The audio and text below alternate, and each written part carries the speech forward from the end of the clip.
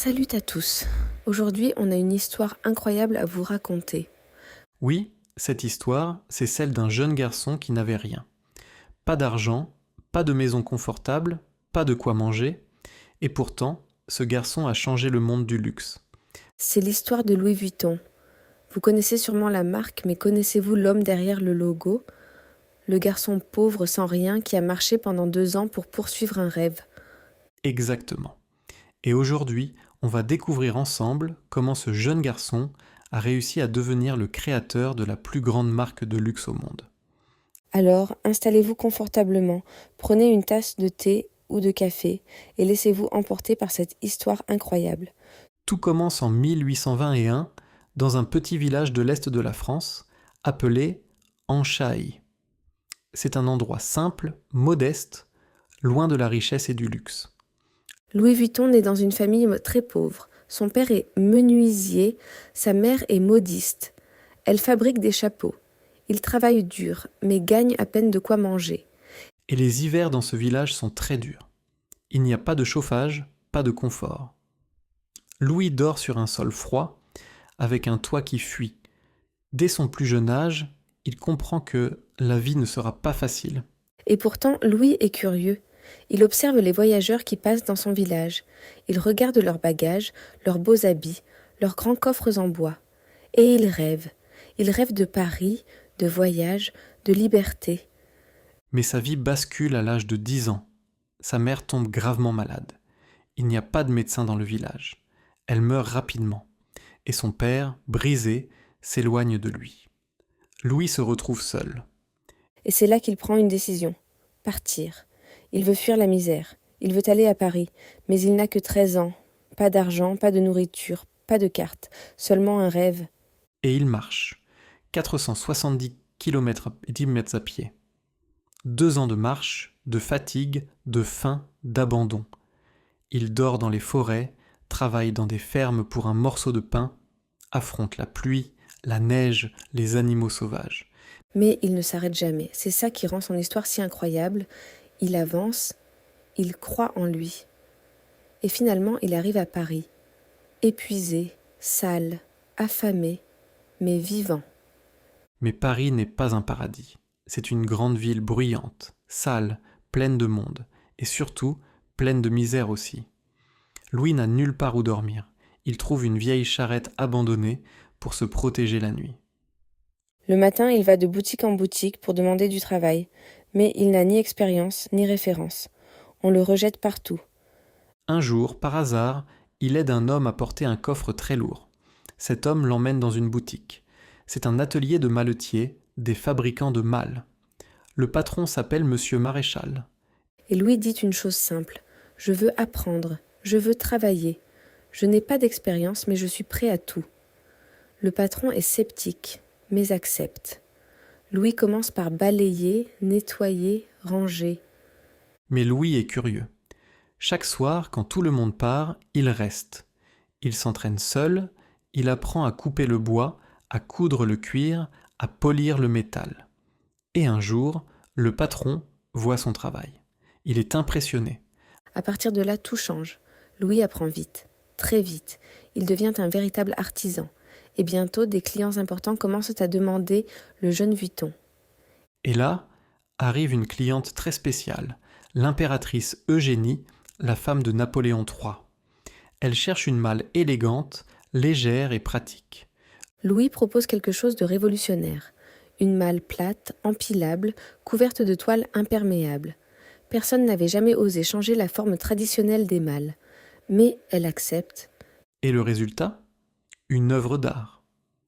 L'impératrice est conquise, elle nomme Louis son maletier personnel.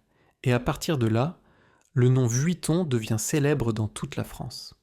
Quand l'impératrice Eugénie dit Je veux que Vuitton fasse mes malles », c'est comme si aujourd'hui Beyoncé te demandait de lui faire une robe. Rire? Exactement. C'est un coup de projecteur énorme.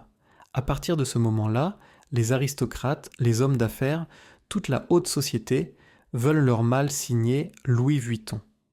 Mais attention, Louis n'est pas encore un homme riche. Il travaille toujours pour quelqu'un d'autre. Il est encore employé dans l'atelier de Monsieur Maréchal.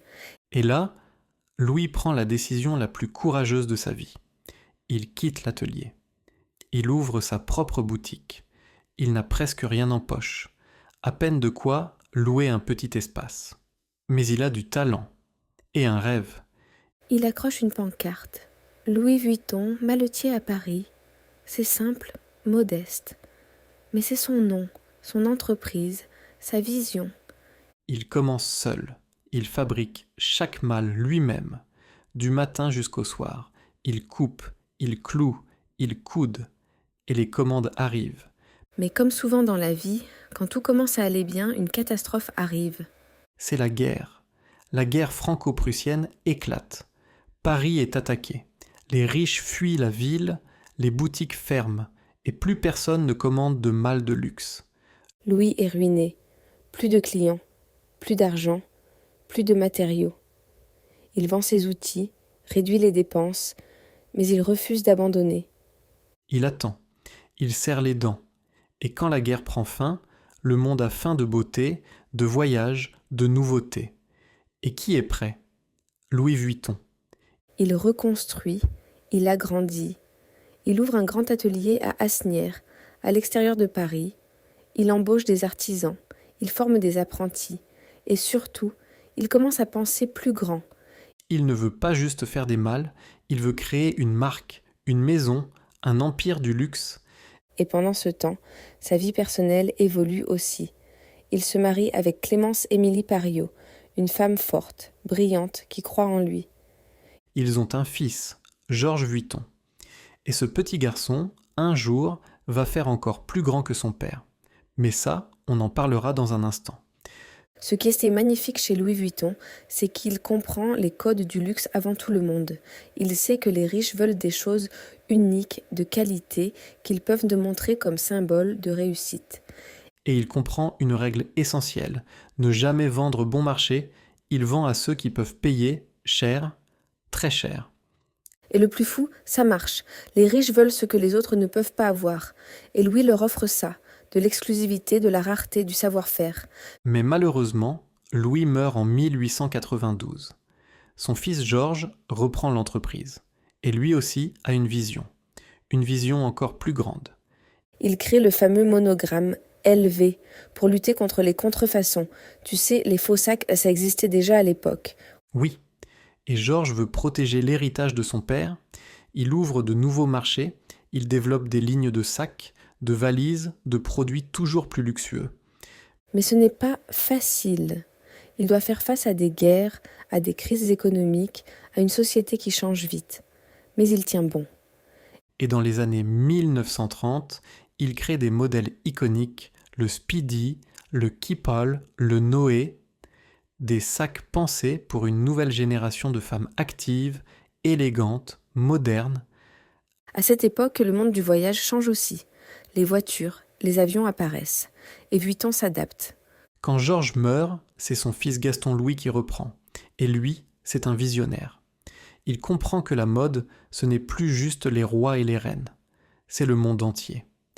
Et il commence à diversifier. Petits accessoires, sacs à main, articles pour femmes et hommes. Il fait entrer Vuitton dans la modernité.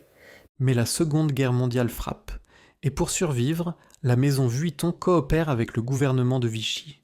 Une période sombre et controversée de l'histoire de la marque. Après la guerre, il faut tout reconstruire. L'Europe est ruinée. Mais Gaston-Louis croit que le luxe renaîtra. Il se concentre sur l'excellence, la qualité et l'image de marque. Et ça marche. À la fin des années 50, Vuitton redevient un symbole de raffinement. Les sacs sont désirés dans le monde entier. Dans les années 70, la marque entre dans une nouvelle phase. Gaston-Louis laisse la main à Henri Racamier, son gendre, un homme d'affaires brillant. Henri veut transformer Vuitton en un empire mondial. Et il va réussir grâce à 3 grandes décisions. 1. Il développe des boutiques dans le monde entier. Japon, États-Unis, Moyen-Orient. Le luxe devient international. 2. Il augmente les prix. Il comprend que plus un produit est cher, plus il est désiré. Le sac Vuitton devient un symbole de statut social. 3. Il transforme les boutiques en temples du luxe. Accueil VIP, champagne, service en sur-mesure. Acheter un Vuitton, c'est vivre une expérience. Mais ce n'est pas tout. Henri Racamier a une idée révolutionnaire, créer un groupe de luxe. Oui, et cette idée va tout changer. En 1987, il fusionne Louis Vuitton avec deux autres grandes maisons françaises, Moët & Chandon pour le champagne et Hennessy pour le cognac. Le résultat, la naissance de LVMH, Louis Vuitton Moët, Hennessy, le plus grand groupe de luxe du monde. Et c'est une décision stratégique brillante, parce qu'en unifiant ces marques prestigieuses, Henri crée une puissance économique et culturelle. Mais il ne va pas garder les rênes très longtemps. Un nouvel acteur entre en scène. Un homme dont le nom est aujourd'hui synonyme de luxe, Bernard Arnault. Arnault est jeune, ambitieux et très intelligent. Il voit que LVMH est une pépite. Il veut en prendre le contrôle. Et il va le faire de manière très stratégique. En 1989, il réussit à éliminer Henri Racamier du conseil d'administration. C'est un coup dur, mais Arnault prend les commandes de LVMH. Et là, tout s'accélère. Arnault transforme LVMH en un empire encore plus vaste. Il rachète des maisons mythiques comme Dior, Givenchy, Fendi et continue d'étendre Louis Vuitton. Il comprend que le futur du luxe est mondial. Il investit massivement en Chine, en Russie, en Inde. Il développe l'image de marque comme jamais auparavant. Et ce qui est fascinant, c'est qu'il reste fidèle à l'esprit de Louis Vuitton. L'exclusivité, la qualité, l'excellence. Mais il va encore plus loin. Il lance des collections limitées avec des matériaux rares, peau de crocodile, python, autruche, des sacs à plus de 50 000 €. Oui, et même des malles sur mesure pour yachts et jets privés avec mini-bar intégrés. Des objets à plusieurs centaines de milliers d'euros. Mais ce succès attire aussi les copies. Dans les années 80, des milliers de fausses copies de sacs LV apparaissent dans les rues de Paris, New York, Tokyo. Et ça, c'est un gros problème. Parce que si tout le monde a un faux Vuitton, le vrai perd sa valeur. Alors, LVMH lance une des plus grandes campagnes anti-contrefaçon de l'histoire. Ils engagent des détectives, travaillent avec les gouvernements et créent des détails de sécurité dans leurs produits. Mais Bernard Arnault ne s'arrête pas là. Il comprend que pour continuer à croître, LVMH doit devenir une machine créative. Il fait venir des designers stars, modernise l'image de la marque et transforme Louis Vuitton en icône de la mode contemporaine. Et aujourd'hui, Louis Vuitton ne vend plus seulement des malles ou des sacs. C'est une maison de mode à part entière. Vêtements, bijoux, parfums, accessoires. Mais toujours avec cette signature, le raffinement, l'artisanat, le prestige. Chaque pièce 55 est une œuvre d'art. Et ce qui est encore plus impressionnant, c'est que Bernard Arnault, grâce à cette stratégie, est devenu un des hommes les plus riches du monde. Parfois même le plus riche. Alors qu'est-ce qu'on peut retenir de cette histoire ? Qu'est-ce que nos auditeurs peuvent apprendre ? Que tout est possible. Louis Vuitton est né dans la pauvreté. Il n'avait rien. Pas d'argent, pas d'aide, seulement un rêve et une volonté de faire. Il a marché 470 km pour changer sa vie. Il a travaillé jour et nuit. Il a innové. Il a cru en lui quand personne d'autre ne le faisait. Et même après sa mort, ses valeurs ont survécu. Son nom est devenu un empire. Et tout a commencé avec un garçon, un rêve et une malle. Alors Antoine, après tout ce qu'on vient de raconter, tu te rends compte ? Ce n'est pas juste une histoire de luxe, c'est une leçon de vie. Oui. Une leçon sur la résilience, la vision, le travail acharné.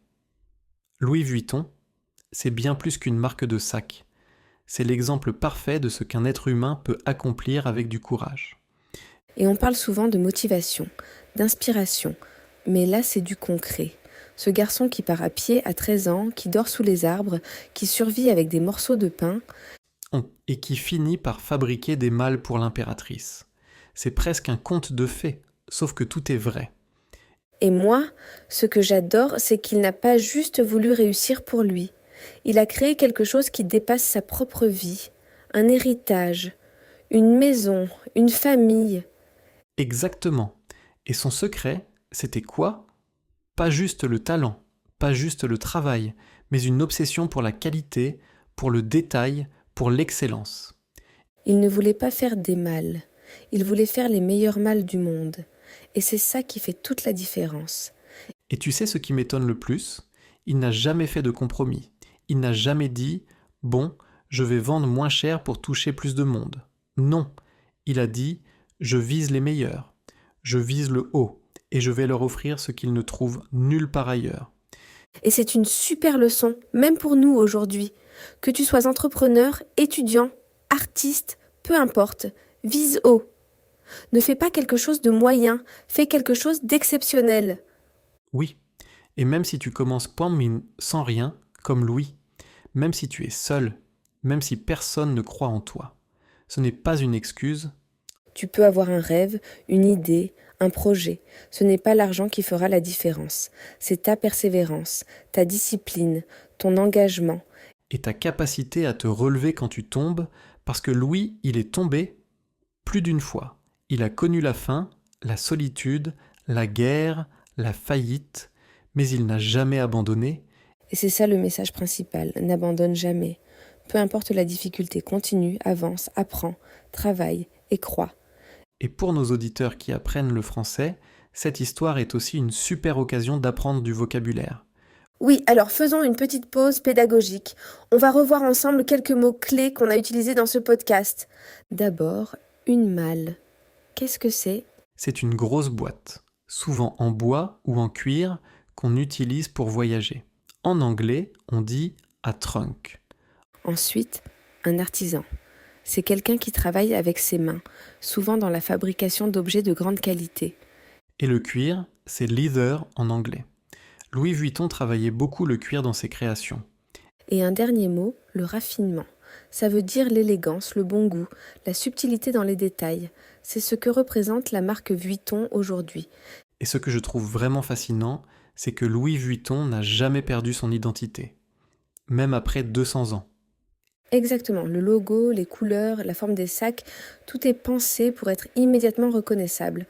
C'est ce qu'on appelle une identité de marque forte. Et cette cohérence, ça inspire même dans l'apprentissage des langues. Quand tu apprends le français, il faut aussi avoir une méthode, une régularité, un objectif clair. Et surtout, de la patience. On ne devient pas fluent en une semaine, tout comme on ne construit pas un empire du jour au lendemain. Exact. Chaque mot que tu apprends, chaque épisode que tu écoutes, chaque erreur que tu fais, c'est une brique de ton édifice linguistique. Et c'est pour ça qu'on vous remercie tous, chers auditeurs, parce que vous avez écouté cet épisode jusqu'au bout. Vous avez pris le temps d'apprendre, de réfléchir, de rêver un peu avec nous. Et on espère que vous repartez aujourd'hui avec quelque chose de plus. Un mot, une idée, ou peut-être une flamme intérieure qui vous dit « Moi aussi, je peux y arriver ». Parce que, comme le disait Louis Vuitton sans jamais le dire, le vrai luxe, c'est de croire en soi. Si vous avez aimé cette histoire, n'oubliez pas de vous abonner à notre podcast. Chaque semaine, on vous raconte une nouvelle histoire en français, facile à comprendre, pleine de leçons et de vocabulaire utile. Et si vous voulez revoir les mots clés de l'épisode, on vous prépare un petit PDF gratuit avec tout le vocabulaire important. Il suffit de cliquer sur le lien dans la description. Partagez cet épisode avec vos amis, vos collègues, vos camarades de classe. Et laissez-nous un commentaire. Quelle partie de l'histoire de Louis Vuitton vous a le plus inspiré? Merci encore à tous. Vous êtes incroyables. Continuez à apprendre, à croire en vous